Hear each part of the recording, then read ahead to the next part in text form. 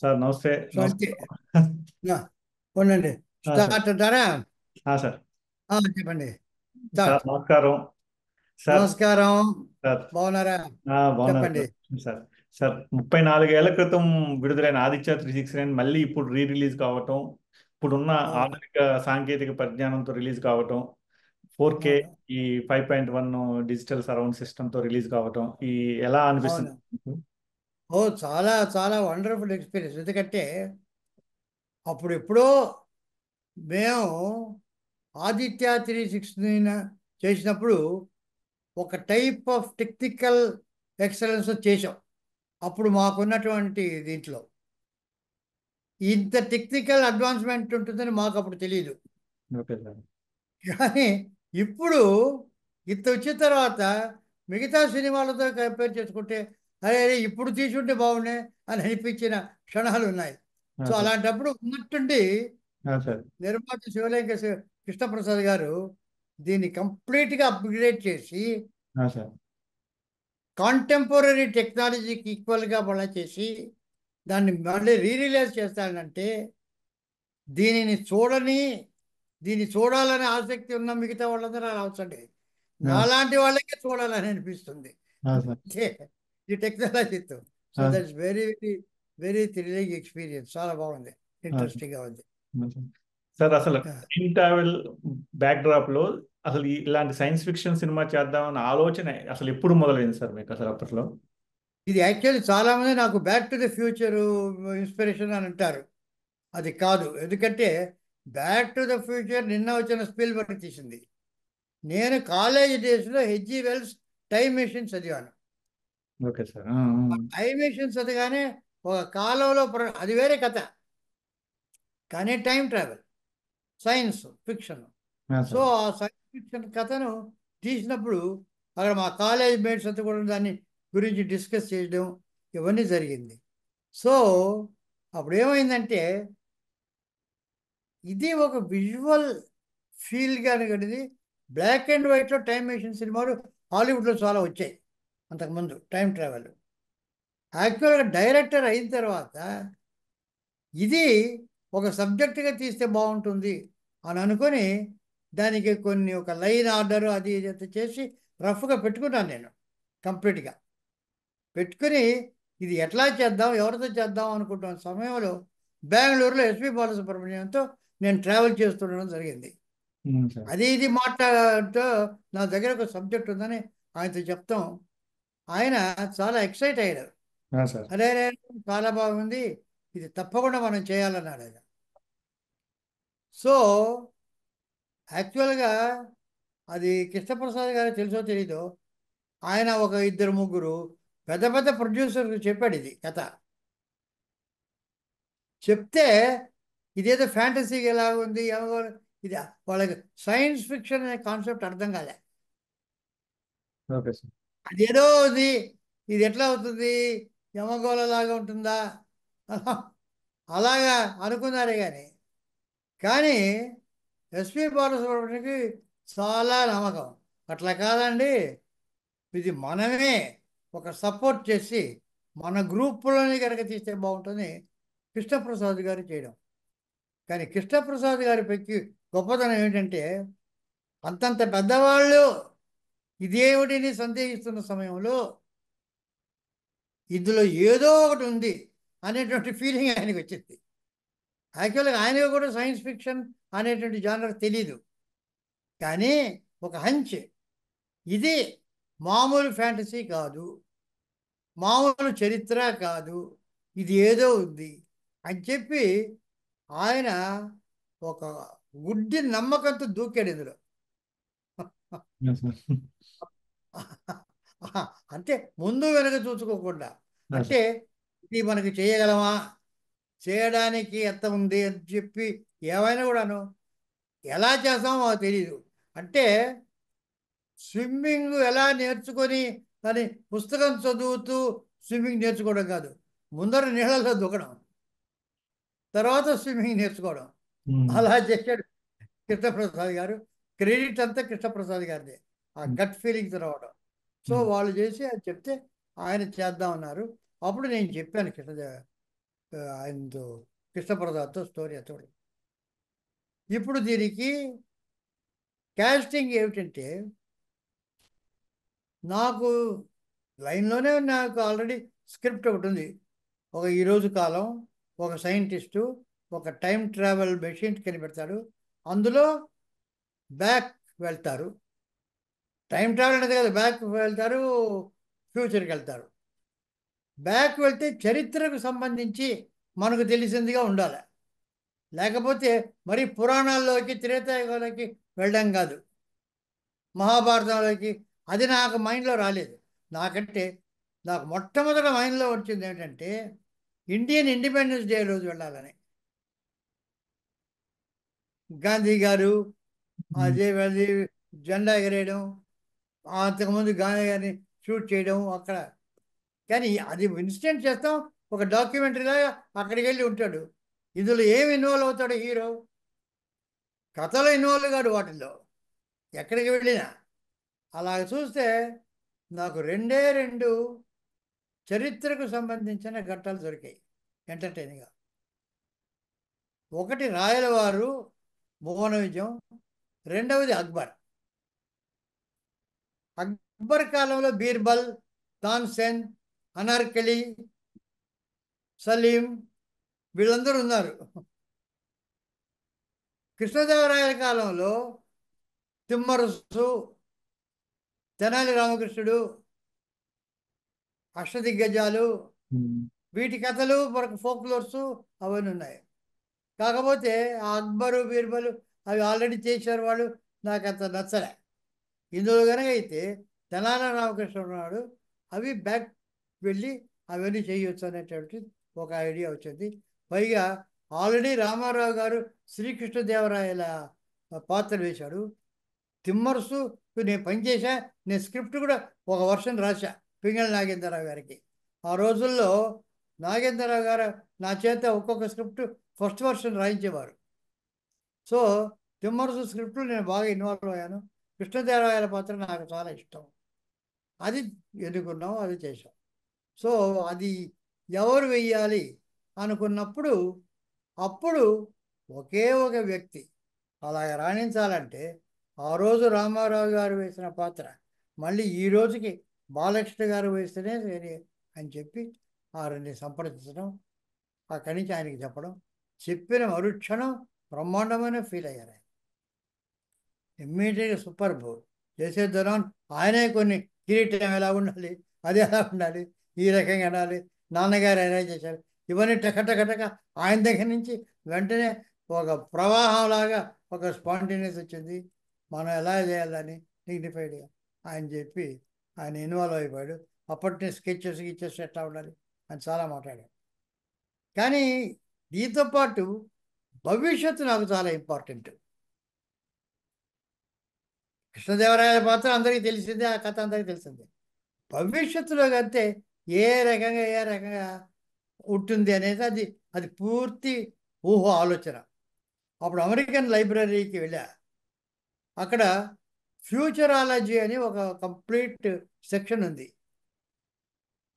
ఆ ఫ్యూచరాలజీ చదివితే అది చాలా పెద్ద సబ్జెక్ట్ అది.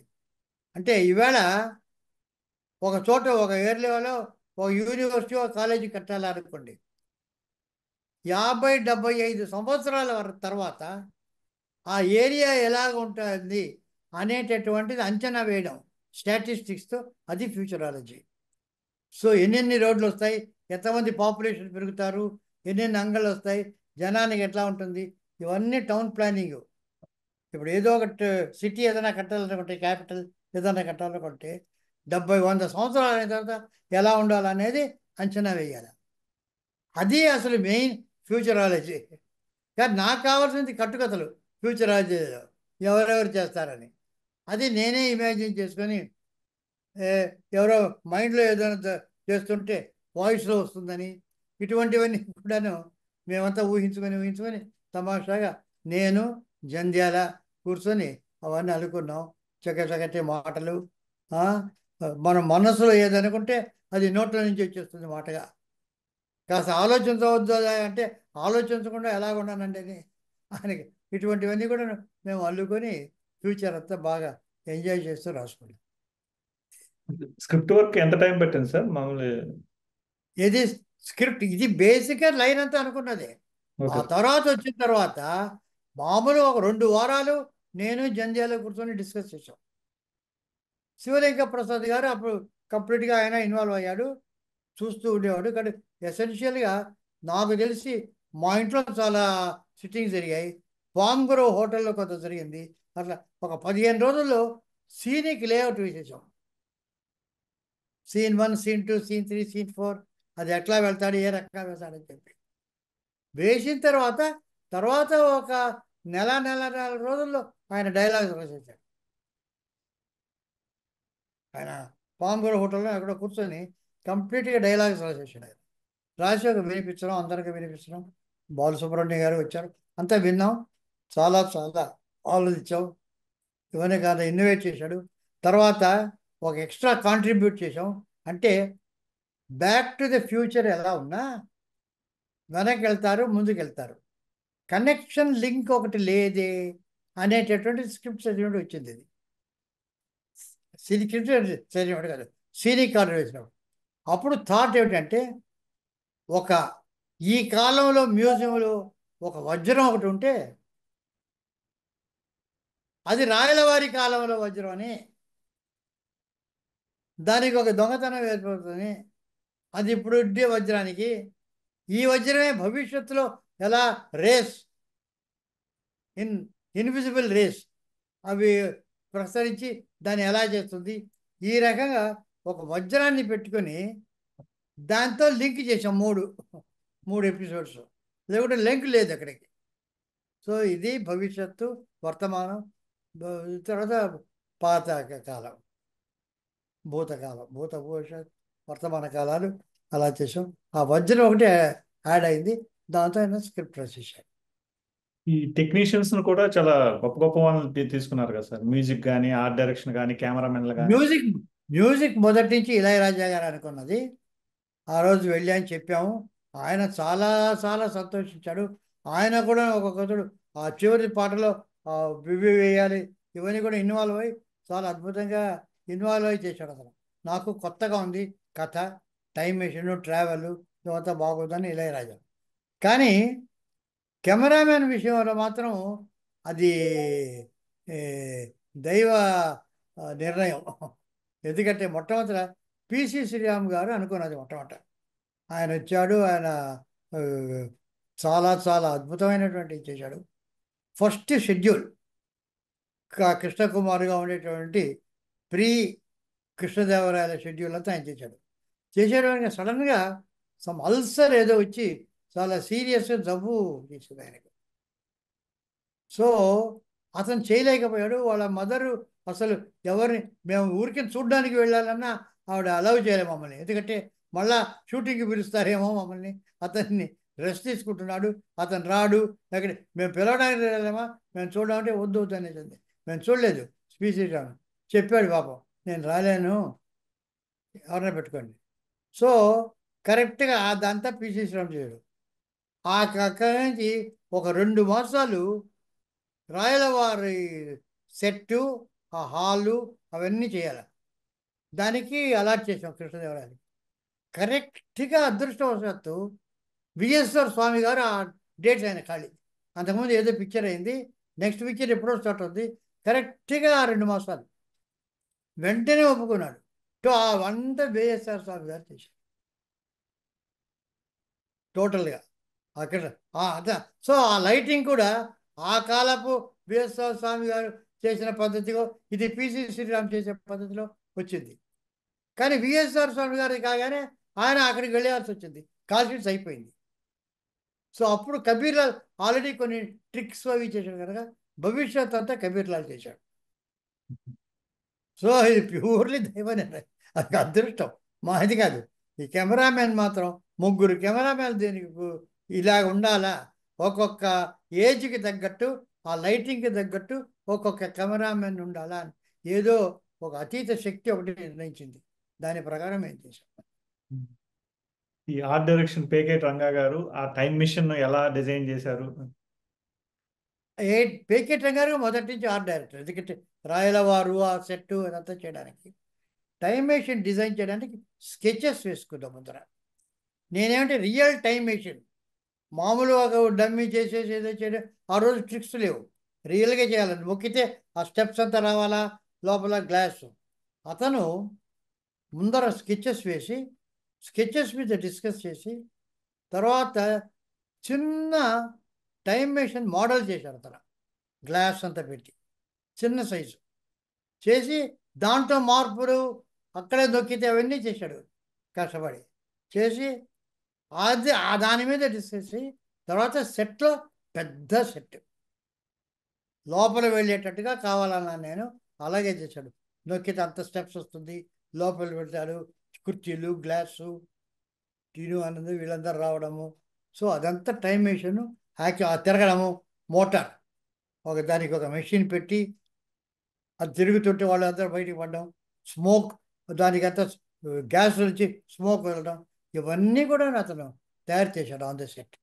అందుకని అంత రియల్గా ఉంటుంది. అవన్నీ గ్రాఫిక్స్ కావు, స్మోక్లో నుంచి గ్రాఫిక్స్లో వచ్చే వచ్చిన స్మోక్ కాదు, అది రియల్ స్మోక్. దగ్గ దగ్గ దగ్గ దగ్గ అని వస్తుంటే, అది నిజంగా తిరుగుతుంటే అవన్నీ ఆ, అది తిరుగుతున్నప్పుడు వాళ్ళు వెళ్తుంటే రియల్. అందుకని జనానికి అంత పర్సనల్ ఫీలింగ్. నేను ఎంత గ్రాఫిక్స్ చేసినా తెలిసిపోతుంటుంది ఇది గ్రాఫిక్స్ అని. ఆ రియల్ కనుక అంత ఆకట్టుకుంది జనాన్ని. ఆర్టిస్టులు కూడా సెలక్షన్ విషయంలో కూడా చాలా కేర్ తీసుకున్నట్టున్నారు కదా సార్. అమరీష్ యాక్చువల్గా అంటే కేర్ అంటే బాలకృష్ణ గారు ఉన్నారు. మాకు ఈ సబ్జెక్ట్లో ముఖ్యమైనది ఏంటంటే టైం కావాలి. ఇక్కడ నాకు చెప్పారు చాలామందిని, కృష్ణప్రసాద్ గారు ఇవన్నీ యాక్చువల్గా తీసుకున్నది, ఆర్టిస్టు సంప్రదించడం. ముఖ్యంగా నాకు విజయశాంతి గారిని ఎప్పుడు మీట్ కాలేదు యాక్చువల్గా.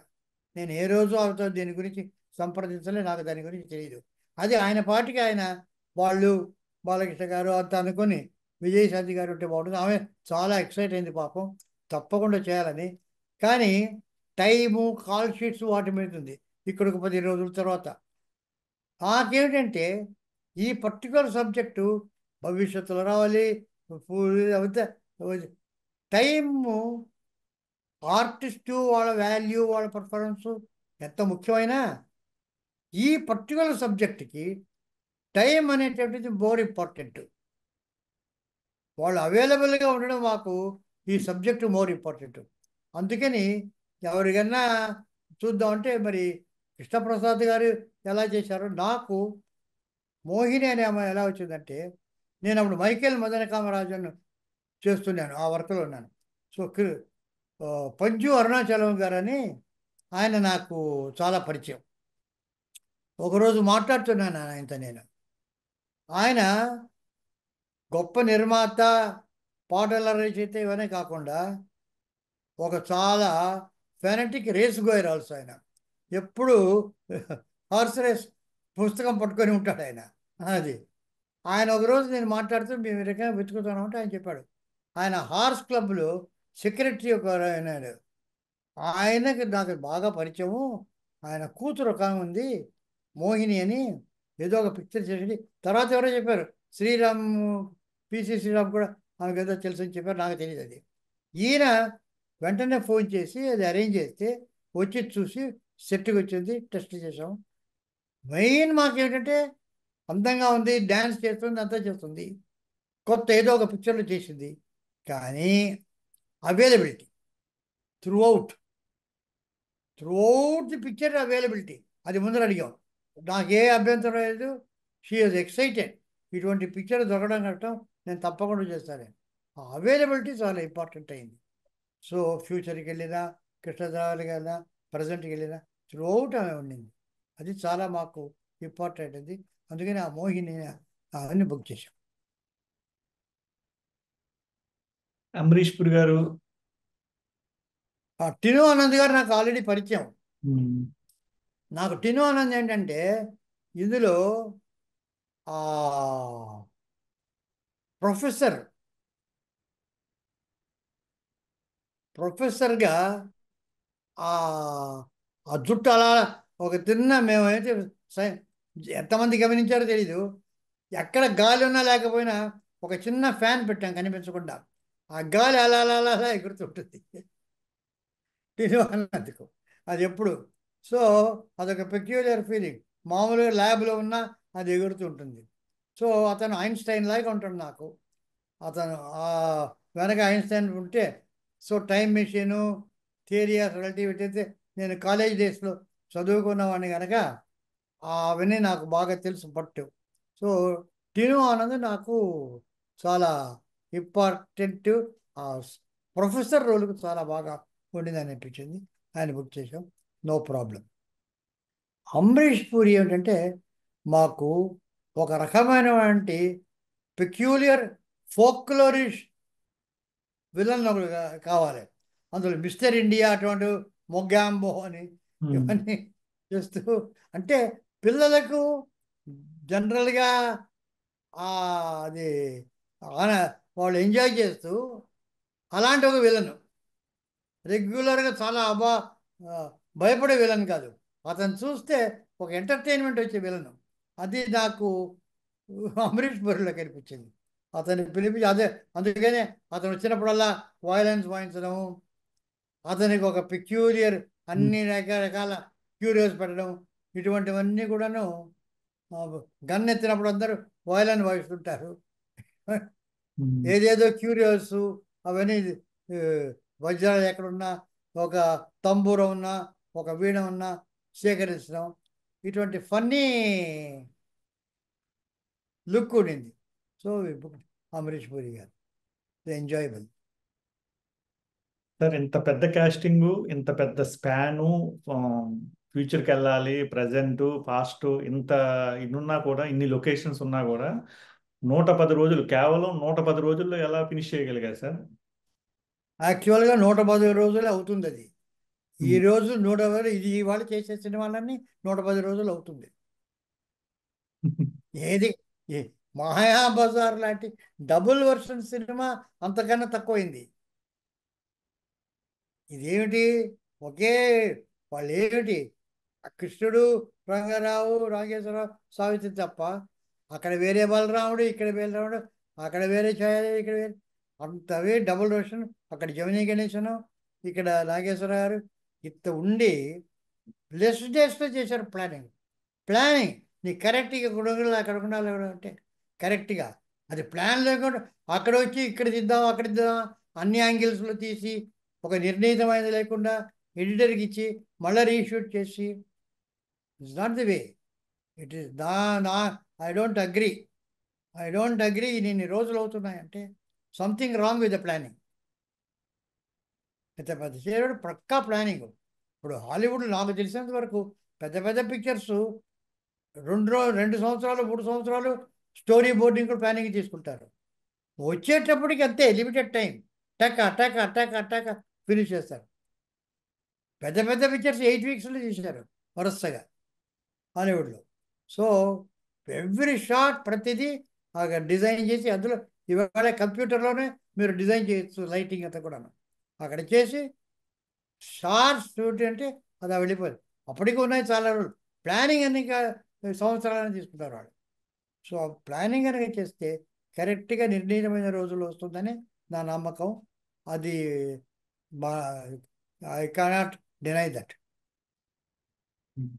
శ్రీకృష్ణదేవరాయల ఎపిసోడ్ అనుకున్నప్పుడు అది బాలకృష్ణ గారితోనే చేద్దాం అనుకున్నారంటే, లేకపోతే వేరే ఎవరన్నా గెస్ట్ పాత్రతో లేదు లేదు లేదు, కృష్ణదేవరాయలు అనుకున్న తర్వాత ఒక బాలకృష్ణ గారు తప్ప ఇంకే లేదు. కృష్ణదేవరాయలు అనుకున్న తర్వాత వెంటనే ఆయన, ఎందుకంటే వాళ్ళ నాన్నగారు చేశారు, వాళ్ళు చేశారు బాగా. కృష్ణ ఇంకెవరు ఉన్నారు ఇప్పుడు ఆలోచించిన ఇవాళ కూడా నాకు దొరకడం లేదు. So that is the thing. Balakrishna గారికి వెళ్ళడం, ఒకసారి అపాయింట్మెంట్ ఫిక్స్ చేయడం, రాయడం.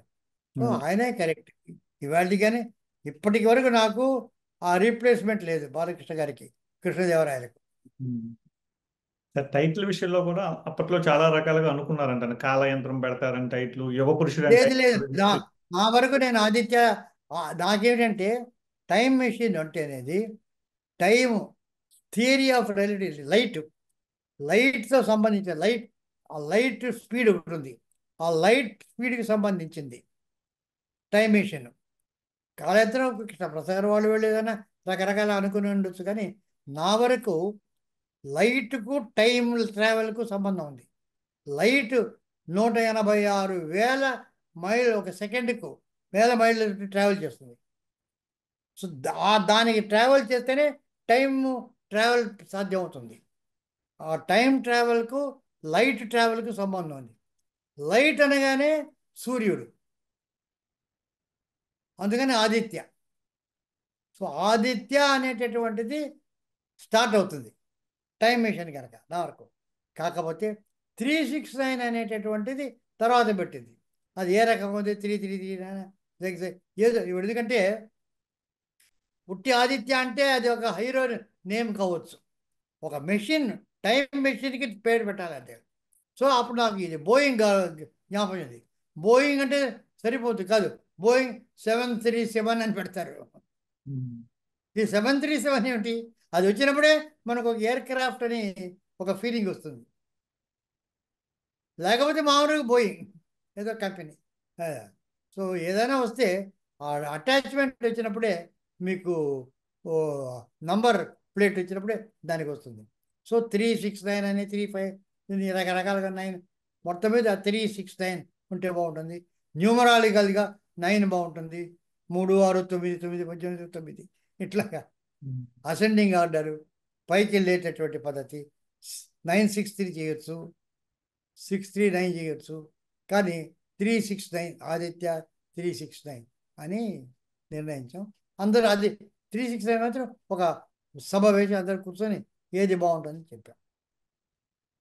సార్ ఇది తమిళ్లోను హిందీలో కూడా డబ్ చేస్తే అక్కడ కూడా బాగా ఆడిందంట కదా సార్ అది సినిమా. అట్లా బాగా ఆడిందంట. అవును. ఇప్పుడు ఎవరైనా హిందీ నైస్. రీమేక్ చేయమని ఎవరైనా అడిగారా సార్?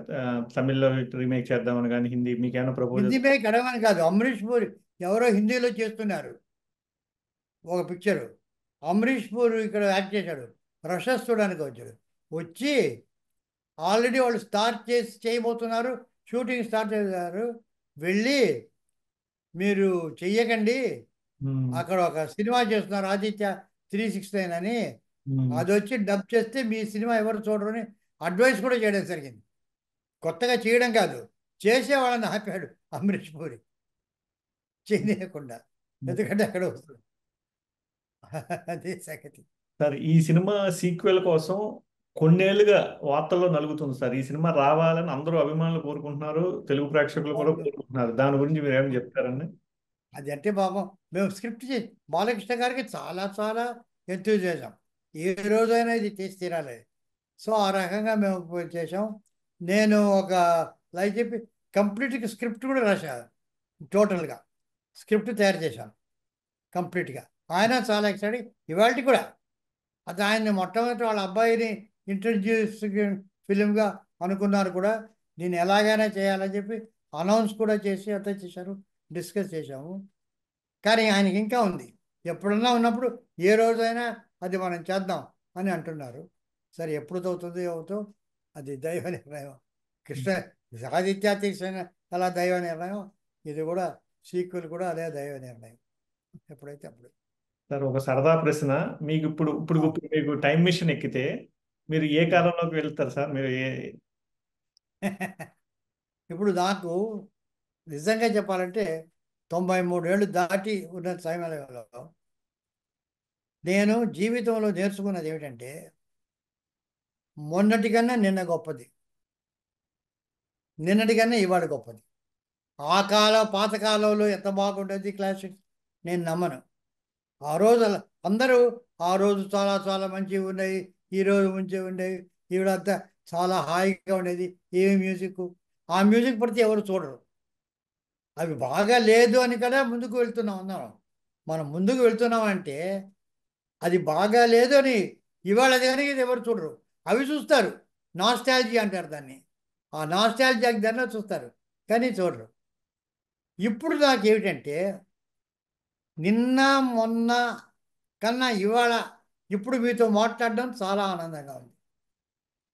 అంతకుముందు మార్నింగ్ చేసింది అంత పెద్ద ఆనందం లేదు, ఇప్పుడు నాకు ఆనందం. సో బ్యాక్ వెళ్ళడం అనేటటువంటిది ఆలోచన నాకు ఇష్టం లేదు, రాదు. ఒక్క సెకండ్ కూడా బ్యాక్ వెళ్ళలేను. ఎందుకంటే అవంతా పాత అయిపోయింది, మర్చిపోవాల్సింది. ఇప్పుడు లీవ్. మనం ఏం చేయాలా, ఈ క్షణంలో మనం ఎలా మాట్లాడాలా, ఏం చేయాలా, ఏమేమి అడుగుతారో, ఏం చెప్పాలా అనే దాని మీద ఆనందం. ఇక నెక్స్ట్కి వెళ్ళొచ్చు, ఆలోచించవచ్చు నెక్స్ట్కి ఎలా ఉంటుందని. అది తిరిగిపోతుంది నాకు. నెక్స్ట్కి పోతుంది అనేటటువంటిది నెక్స్ట్ వచ్చినప్పుడు ఆ థ్రిల్ అనుభవిద్దాం. ఇప్పటి నుంచే కాదు కాదు, రేపు మనం వెళ్తే ఈ రకంగా హైదరాబాద్కి వెళ్తే ఇక్కడ ఎక్కడ ఉంటాం, ఏ రకంగా ఉంటాం, ఇవన్నీ ఆలోచనలు వద్దు. నెక్స్ట్ సెకండ్ నుంచి ఆలోచన లేదు, ప్రీవియస్ సెకండ్ నుంచి అవి ఆలోచన లేదు.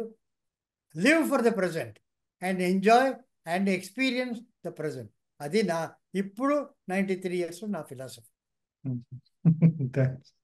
బాగుంది సార్. అదే ఓకే. అదే ఓకే. ఇంకేమన్నా చెప్తారా సార్? నా వరకు క్వశ్చన్స్ అయిపోయినాయి సార్. ఇంకేమన్నా? నాకు ఇంకేం లేదు, ఇంకేముంది. అన్నీ విపులంగా బ్రహ్మాండంగా అడిగారు, అదే సూపర్గా అడిగారు. అదే very good. Thank you sir. Thank you.